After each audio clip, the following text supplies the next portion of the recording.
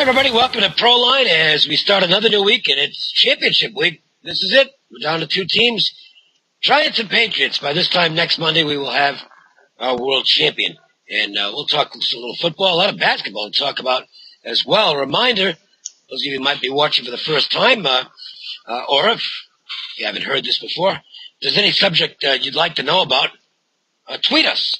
Go to Twitter at Jim Feist Sports, just like you see on your screen, and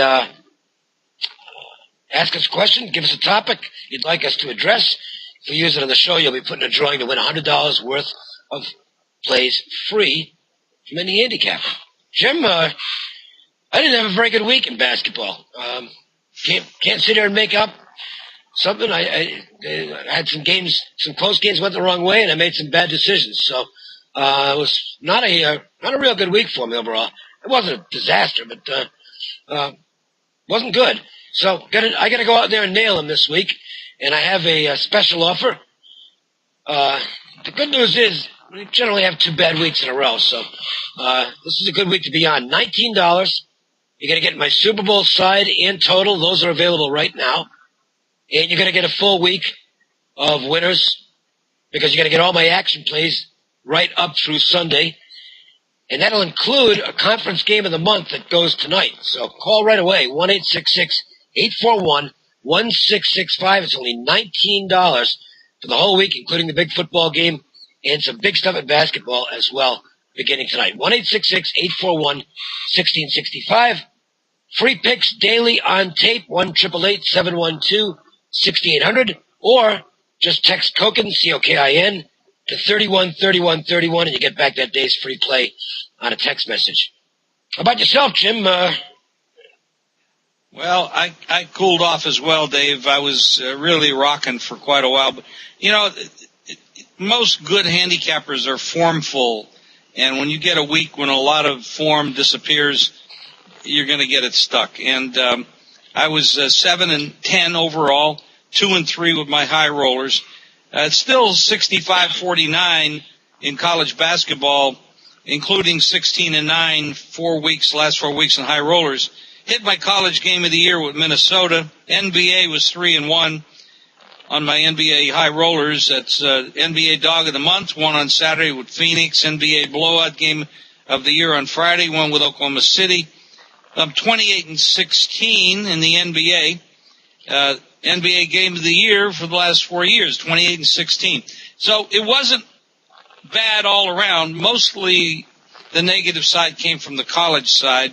As I said, overall 7-10, 2-3 on the high rollers. So it was negative, but I'd run like 6 weeks just hot. So you have to cool off eventually. We're going to bounce back this week. We've got to be a little bit more conservative. Watch what happens with the numbers. The consistency has to be there again. So we're going to pick that up this week. You can get a 3-play basketball package, college and pro, for $9 with a 3-0 guarantee. You will go 3-0, or you'll get a week of hoops for free on me. Make the call, 1-866-841-1655. As Dave said, we don't usually have 2 weeks back-to-back that are losers. That was a bad week. Wasn't terrible, but it was negative.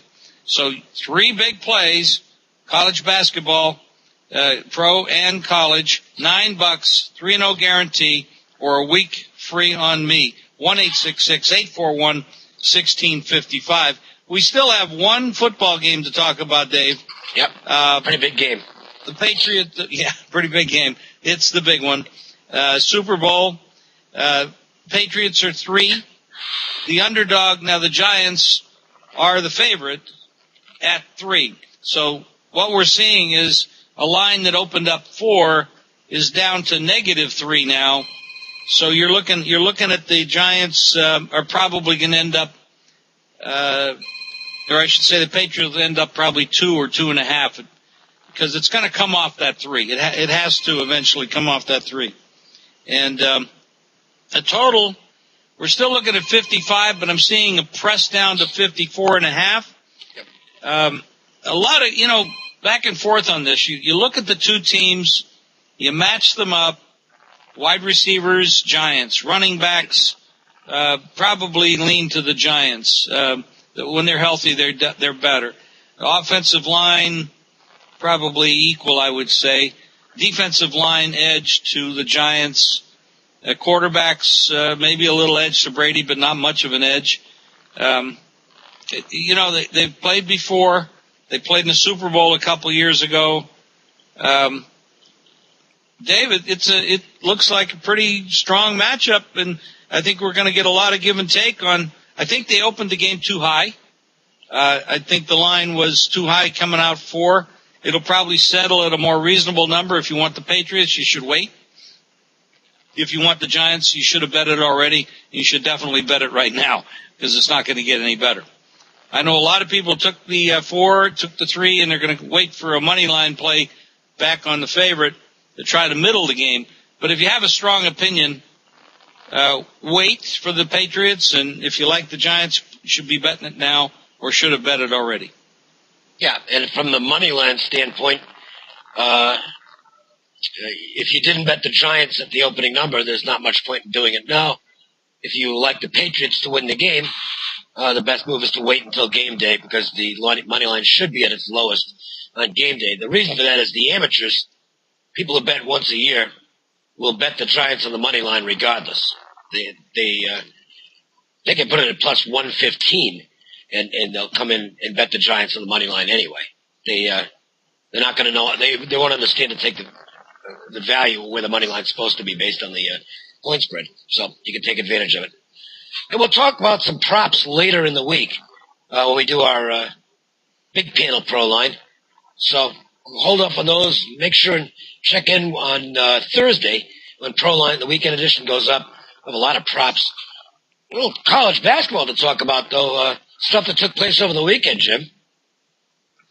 Yes, and controversy with West Virginia and Syracuse. Pittsburgh has bounced back with a couple victories after having a terrible year, and they bounced back with a big win over Georgetown the other day. Wichita, I think it was Wichita Drake, triple overtime situation. Last night in the NBA, it was a tremendous game between San Antonio and Dallas, where Dallas was crushing them, and San Antonio comes in with their backups, and they came back, took the lead, looked like they were going to win the game, ends up in overtime. They have a big open shot by, I think it was Green, but he rushed it, and it didn't go down, so Dallas ends up winning by 1. And then, of course, you had the Bulls and the Heat. That was another big game. So the college and the pro basketball, pretty good basketball stuff going on. I want to go to that Pittsburgh, West Virginia-Syracuse game. 2 pieces of information here. One, why don't they use replay more in college basketball? That's a completely reviewable play. It doesn't make sense to me. They can review to see if there was contact on a thrown elbow. They can review clock situations where they'll go over and look to make sure that a team is not getting robbed out of 0.2 of a second. How do you not have this as a reviewable situation? That doesn't make any sense. It's clearly goaltending. This was as definitive as it gets. Here's the other thing. The official who was closest to the basket, I read this the day after. This is amazing. That was the 21st game he's worked in the last 28 days. Sounds to me like there's a shortage of officials. 21 games. Now remember, this isn't like a high school official who's in the same city. Even that's a ridiculous amount. Even in the same city, that's a ridiculous amount. But he's going to different assignments throughout the conference. 21 games officiated in 28 days is completely absurd. These are things that you want badly officiated games, there's a way to get them right there. That's an official who shouldn't be working at that point. I don't even do 21 radio shows in 28 days. I don't. And that's without having to travel. Really? The officials control a lot of the outcomes in a lot of sports. And as far as replay is concerned, there's a lot of people out there that don't like to see. They don't want any replay. They just want it to go back the way it used to be. Well, they want horses and buggies too. So I know it's. We have such a diverse population with so many ways of thinking and looking at. You're never going to get a consensus that's going to make everybody happy. So the officials in a lot of games make big impact. I think I don't remember the game exactly, but there was a Long Beach State game the other night that everybody was complaining about the end of the game and how it ended up the way it was. And pardon me? The game against Fullerton. Yeah, I wasn't involved in the game, but you had Fullerton plus the points that game. Sorry. Wow. Yeah, I heard about that. I wasn't involved either, but there was a lot of crying about that one. And it's just there's some bad officiating and when you have the NFL, for example, they don't even have full-time officials. I know. And there's a lot of the impact of those games. The officials' calls make huge differences in the outcome. So, but at least most of the stuff in the NFL is reviewable, and they actually keep adding to what can be reviewed every year. So the NFL uses the technology to help every aspect of the game. What's wrong with these other sports? Come on, that's right. Tennis uses it. The thing is this. In basketball, they use it for so many different things now. They use it for the three-point shot to determine whether a guy's toe hit the line or not. Well, you can't just say, okay, well, we're going to review that, but we're not going to review this. It's ridiculous. There was a play in the Dallas-San Antonio game last night. There was a play where it was a possession situation. Ball came off a rebound. Both teams went up for it, and it went out of bounds. The initial call was giving it back to give the ball to Dallas. They reviewed who touched it last for over 3 minutes. There you go. And they ended up giving it back to Dallas, but your point is that that's a reviewable play. I don't know if you should take 3 minutes to do that, but it was impossible to determine who touched it because their hands were both there and they're all there, and you couldn't really tell who did it. And that's why it shouldn't take 3 minutes. You just decide, you know what, we can't tell, and we're moving on. Right. But on this goaltending, that would have taken exactly 1 second to review. Oh, he touched the ball off the backboard. Can't do that. Goaltending, 2 points, overtime. End of story. I can't defend some of the stupidity out there because it's the decisions are stupid, and you'd be even more stupid to try to defend it. So, but there's a lot going on, and we're coming down to the end, and there's not that many more weeks before we get into the conference championships. No, it's second time around. Of course, we are second time around. We're seeing some revenge spots. Yep. Not that revenge works all the time because it really doesn't. But it is something as a handicapper you need to look at, especially if there's a matchup situation. But it's another factor to look at that you don't have to look at early in the season when they don't have it. So it makes it a little bit more interesting. I mean, we had some pretty good decisions out there this week in college hoops. You had teams like Iowa State upset Kansas 72-64, snapping the Jayhawks' winning streak at 10. Kansas is 7-1 in the Big 12, ahead of Missouri, who's 6-2, and Baylor, who's 6-2. You know what? Fred Hoiberg is doing a great coaching job at Iowa State. That's a huge win for that team. For Kansas, Missouri, Baylor, those teams, they're battling for seeding. They're all going to be in the NCAA tournament. But for an Iowa State, that's the kind of win that people take notice of, and it can help their resume tremendously. Coming down to the end of the season, they put together some wins, they can get in. So that's a terrific win for the Cyclones. They've been a surprising team this year. Yes. Sticking close to home, Dave, we had UNLV played 2 overtime games. They stayed on, they won both, but good team, but they're ranked number 15. What do you think about them going forward? Well, I thought the Boise State game, one of the cool things about doing the radio is on the ESPN station here in Las Vegas is we carry the Rebels. And I talk to Dave Rice every week. And talking to him Thursday, which was the morning after the actually I talked to him on Friday. It was after the Boise State game. And they had two things happening in that game. One was that they got off to a huge lead, 12-0 lead. And you know what? Sometimes teams relax a little bit when that happens. I think they thought it was going to be a little bit easier than it turned out to be. Boise got hot. They made some shots. The crowd really got into it. They also threw a matchup zone at UNLV that the Rebels hadn't seen, and I think it confused them, and they made some mistakes. Mike Moser was just amazing in that game for the Rebels. They had more trouble against Air Force on Saturday. They won despite the fact the flu was going through the team. Carlos Lopez didn't play because of an ankle sprain. And Air Force can be pesky at home. So those are good wins because the Rebels could have lost either one of those games. Instead, they managed to find a way to win those two games. It's the mark of a good team, a well-coached basketball team. And UNLV now tied in the Mountain West Conference for first place because San Diego State finally ran out of steam and got laid out by Colorado State. It's going to be a good race between those two. We'll see about New Mexico and Colorado State, which are playing. New Mexico's probably not playing to the level people thought they would. Colorado State and Wyoming are exceeding the level most people thought they would have.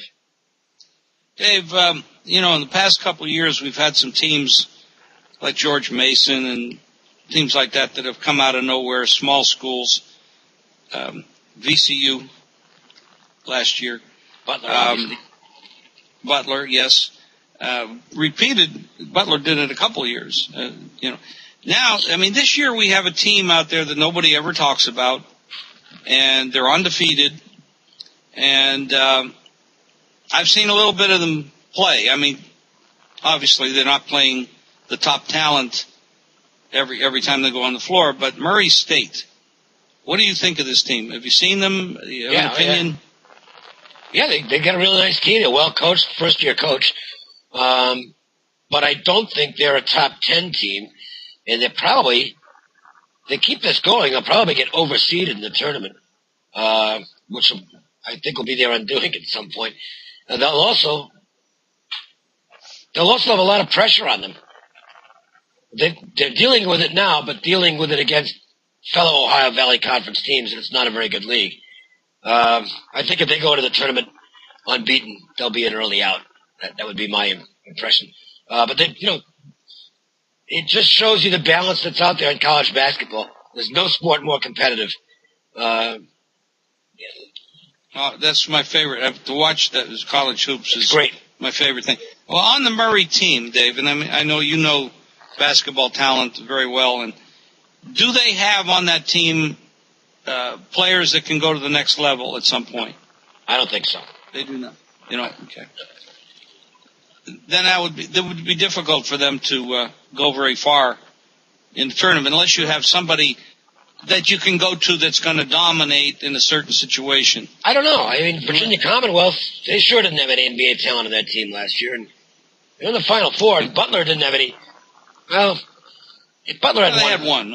One guy, and they've had one. Yeah. Hayward was a nice player the year before that. It can happen. Experience, though, I think is a real key.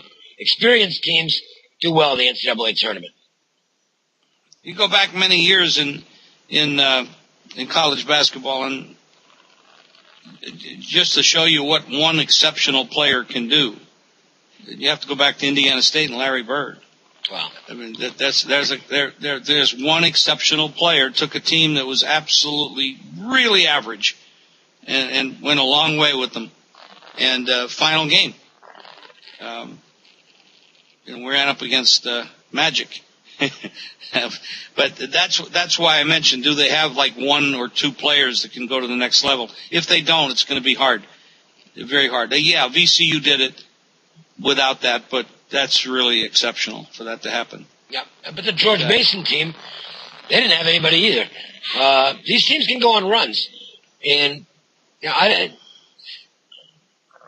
there's only a handful of first-round draft choices out there when you consider how many guys are playing college basketball.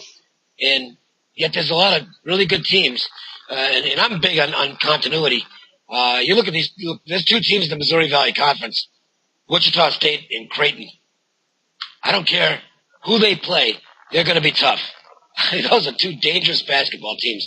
Now they may have some NBA talent on that team. In fact, McDermott, he's an NBA player. But I don't know. I think the concept, the coaching, and the experience are more important. UNLV probably has only one guy, maybe two, that'll get a look at the NBA at some point. I got to tell you, they're going to be a tough out. This is not a team anybody's going to want to play in the NCAA tournament. Very dangerous basketball team. Could be played well into April. What do you think? Who's your best team right now? Is it number Kentucky. one ranked? Kentucky's Not got the most. Syracuse. Kentucky's got the best player in the country, and I think they're loaded, but they're certainly beatable. But I Yeah, they have not excelled away from home. They're going to have to step up on neutral courts. Oh yeah, sure. But the team that has the most NBA talent is probably North Carolina, and they I don't know how good their mix is.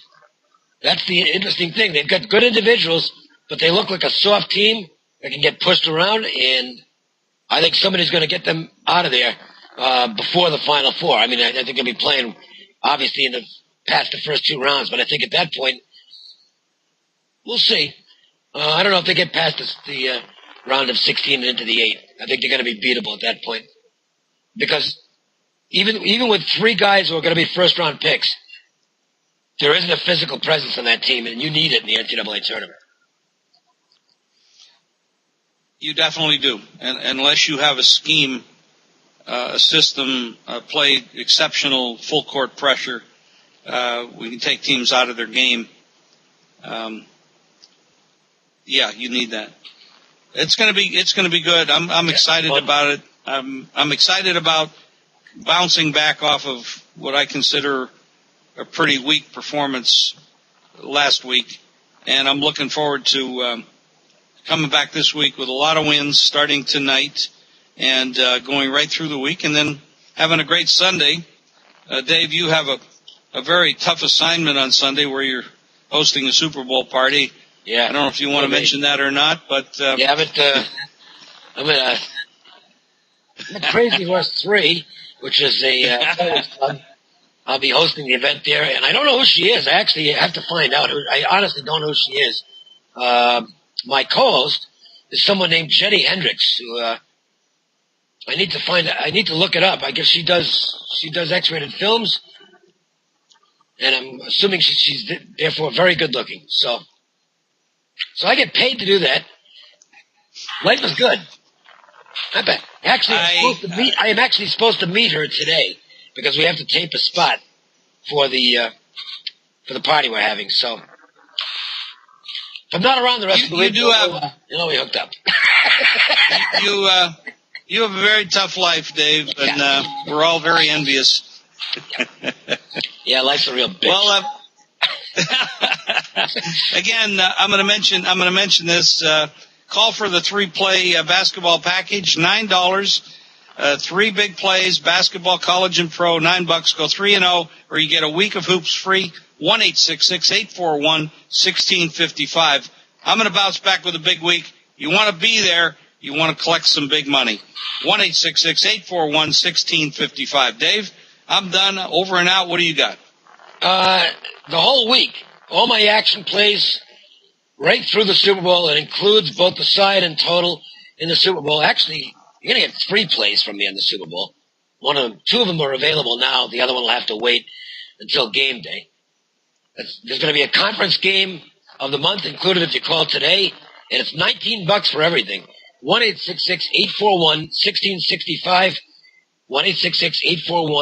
1-866-841-1665. And don't forget, you can go to Twitter at Jim Fife Sports. Follow us there, and also message us there if you want something that you want us to address on the show. That's it. We will be back in a couple of days with our big Proline Super Bowl show. We'll get into some props. Should be a lot of fun. See you, everybody. Bye, everybody.